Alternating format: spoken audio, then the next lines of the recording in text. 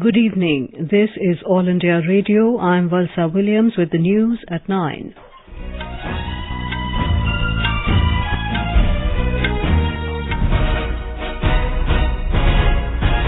The headlines. Prime Minister Narendra Modi holds high-level meeting to review COVID situation and public health preparedness amid rise in cases. President Draupadi Murmu confers 52 Padma Awards for the year 2023. Prime Minister unveils Bharat 6G Vision document. No organization should be allowed to set up more than 6 community radio stations, recommends Telecom Regulatory Authority of India. And in cricket, third and final ODI between India and Australia underway in Chennai.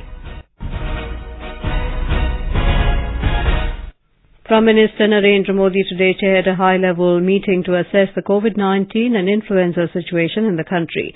During the meeting, he assessed the preparedness of health infrastructure and logistics, status of the vaccination campaign, emergence of new COVID-19 variants and influenza types, and their public health implications for the country. The meeting came in the backdrop of a spike in influenza cases in the country and rise of COVID-19 cases in the past 2 weeks.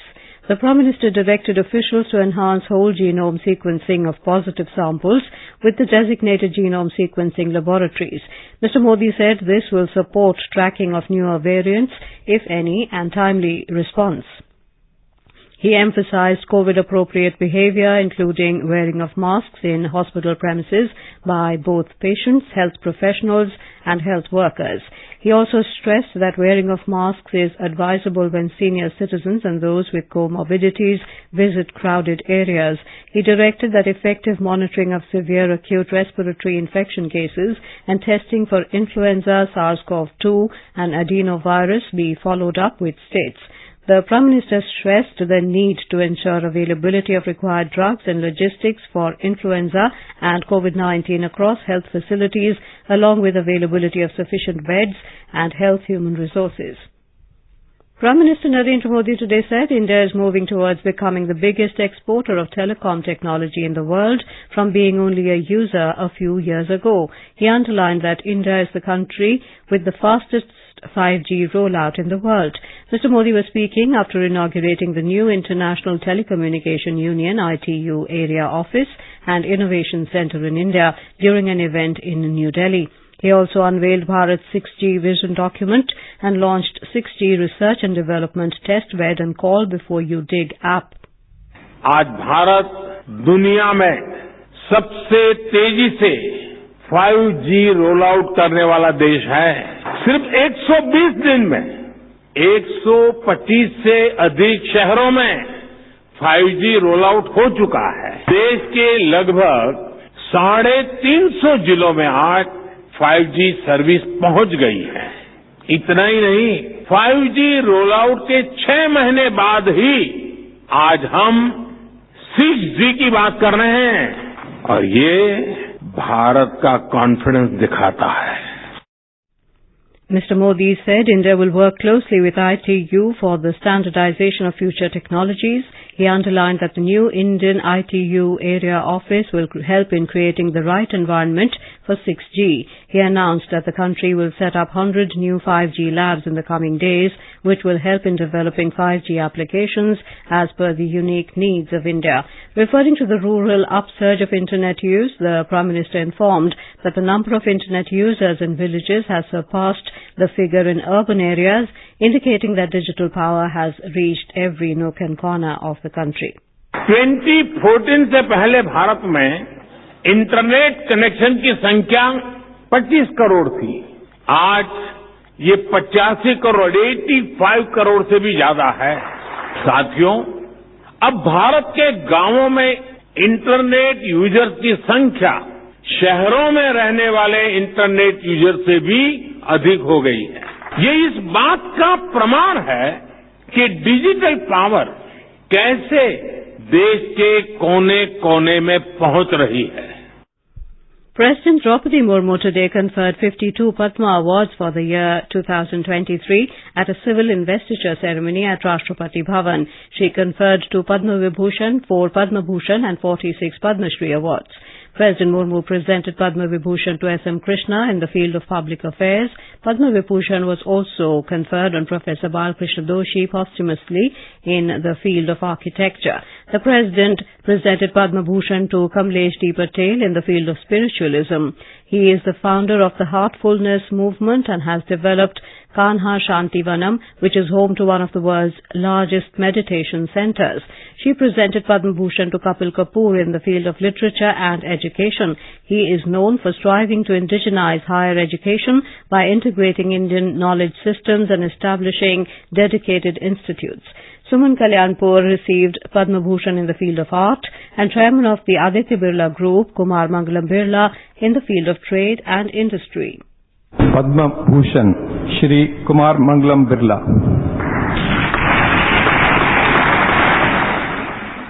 Shrimati Suman Kalyanpur, Kala Gayan.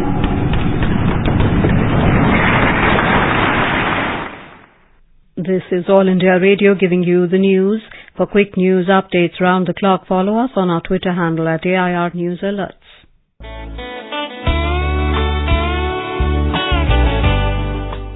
Northeast Diary program, broadcast every Thursday at 5:30 p.m. brings very interesting and enchanting stories from the 8 Indian states of Northeast India. Northeast Diary this week, on the 23rd of March 2023, brings an exclusive interview with Mr. Anjan Banik, a recipient of the National Award for Science and Technology Communications for the year 2022. Looking forward to seeing you there. Welcome back. You're listening to the news at 9. The Telecom Regulatory Authority of India, TRAI, has recommended that no organization should be allowed to set up more than 6 community radio stations, CRS, throughout the country. However, it has recommended that any organization seeking to set up multiple stations should submit an undertaking confirming that the programs will be prepared locally and not sent from other CRS. TRAI said that the initial period of permission should be increased from 5 years to 10 years at a time. It also recommended that the duration of advertisement on a CRS should be increased from 7 minutes per hour to 12 minutes per hour. All the universities of central and state governments should be provided budgetary support to establish and operate community radio stations. TRAI said all the processes for granting community radio stations should be made online through a single window system. All India Radio is presenting a vignette of select quotes of the Prime Minister from Mann Ki Baat as the program completes its 100th episode in April this year. Today we present the excerpts from the series in which the Prime Minister shared his dynamic vision to steer the nation ahead and spoke on India's maritime history and prowess. People, voice and direct dialogue. That's your and our Mann Ki Baat. Yes, this is how our Prime Minister connects with millions of countrymen. With the program Mann Ki Baat, aired on the last Sunday of every month on All India Radio. This series, which started on October 3rd, 2014, will complete its 100th episode in April 2023. In this 16th episode of this special program, let's listen to the address of the Prime Minister, in which he dwelled upon the role played by the seas in the bonding and the intermingling of cultures. There is something unique about the seas and the oceans. They are limitless. The way they stretch till the horizon gives the feeling that nature is spread endlessly. But have you ever realized the ocean has not only connected us with far-off places, but also got different cultures closer to each other? When two different bodies of water unite, they merge to form one common identity. In the Mann Ki Baat episode broadcast on 31st January 2016, the Prime Minister spoke of this quality of the ocean, which had an underlying message for us, to merge and unite. Bharat का सामुद्रिक इतिहास स्वर्णिम रहा है। संस्कृत में समुद्र को उदधि या सागर कहा जाता है। इसका अर्थ है अनंत प्रचुरता। सीमाएं हमें अलग करती होगी, जमीन हमें अलग करती होगी, लेकिन जल हमें जोड़ता है, समुद्र हमें जोड़ता है। समंदर से हम अपने आप को जोड़ सकते हैं, किसी से भी जोड़ सकते हैं। और हमारे पूर्वजों ने सदियों पहले विश्व भ्रमण करके, विश्व व्यापार करके इस शक्ति का परिचय करवाया था।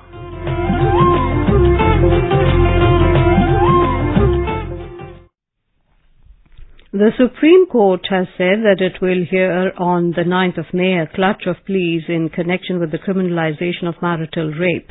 Senior advocate Indira Jaisingh mentioned the matter before a bench headed by Chief Justice D.Y. Chandrachud today. Jaisingh submitted before the court that common compilation and the order of arguments in the case is ready.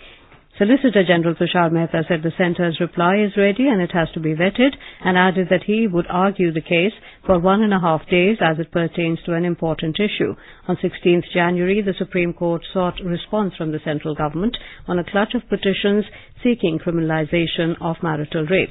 The Apex Court decided to take up the matter itself instead of letting different high courts take a call in May last year after the Delhi High Court's verdict that expressed split views on criminalization of marital rape. An appeal was moved in the Supreme Court challenging the exception to Section 375 of the Indian Penal Code. Union Home Minister Amit Shah inaugurated virtually Ma Sharda Devi Temple at Titwal on the banks of Kishanganga River near the line of control in North Kashmir's Kupwara district today. Speaking on the occasion, he said it is the beginning of a new era. He maintained that the reconstruction of the Sharda Temple at Titwal is an important step in the direction of discovery of Sharda civilization and promotion of Sharda script. In Tamil Nadu, 9 persons were killed in a blast in a cracker factory at Chengalpattu today. Chief Minister M.K. Stalin has announced an ex gratia of 3 lakh rupees to the next of kin of the victims. He also announced a compensation of 1 lakh rupees to the severely injured. Many of the injured have been transferred to Kilpauk Hospital in Chennai for further treatment. The owner of the factory has been arrested in the case. Prime Minister Narendra Modi will visit his constituency Varanasi on Friday. During his visit, the Prime Minister will address the One World TB Summit at Rudraksh Convention Centre on the occasion of World Tuberculosis Day. He will also lay the foundation stone of various projects worth more than 1,780 crore rupees. In cricket, chasing a victory target of 270 runs set by Australia, India were 199 for 6 in 39 overs when reports last came in. Earlier, Australia won the toss and chose to bat. The 3-match series is levelled 1-1. India won the first ODI in Mumbai, while Australia emerged victor in the second ODI in Visakhapatnam. India's Sarabjot Singh clinched the gold medal, while Varun Tomar finished with bronze in the men's 10-meter air pistol event at the ISSF Rifle and Pistol World Cup in Bhopal today. China's Li Shui won the gold. More from our correspondent. Manu Bhakar finished a disappointing 16th position with 568 points. Among the other Indian shooters, Isha Singh placed 6th, Yashaswini Singh Deswal 9th and Ridham Sangwan finished 13th position. Divya Thodigol, who was third in the qualification round with 579 points, got eliminated in the ranking round. Indian pair of Hriday Hazarika, Tilottama Sen and Rudraksh Balasaheb Patil Narmada Raju will be in action in the 10-meter air rifle mixed team event tomorrow. In the second event of the day, the pair of Ridham Sangwan, Varun Tomar and Divya Thodigol, Sarabjot Singh will represent India in the 10-meter air pistol mixed team event. Sanjeev Sharma, AIR News, Bhopal. India's boxing star Nikhat Zareen assured herself of a second medal at the World Championships by reaching the semi-final of the New Delhi World Meet today. And now, before we end the bulletin, the headlines once again. Prime Minister Narendra Modi holds high-level meeting to review COVID situation and public health preparedness amid rise in cases. President Draupadi Murmu confers 52 Padma Awards for the year 2023. Prime Minister unveils Bharat 6G Vision document. No organization should be allowed to set up more than 6 community radio stations, recommends Telecom Regulatory Authority of India. And in cricket, third and final ODI between India and Australia underway in Chennai. For details of these stories and more, log on to our website www.newsonair.gov.in and News on AIR app. That is all in the news at night. Good night.